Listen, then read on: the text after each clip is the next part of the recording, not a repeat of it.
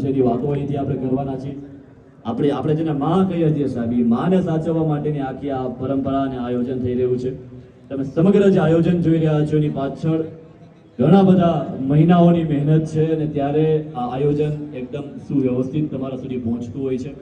અમારા જેટલા બી મહેમાનો છે એમનો કિંમતી સમય કાઢીને અહીં પધાર્યા છે. આપ સૌનું હું આરજે અજયસિંહ સ્વાગત અભિવાદન ICS વતી કરું છું અને ધીરે ધીરે અહીંથી બધી જ માહિતી હું તમારા સુધી પહોંચાડીશ.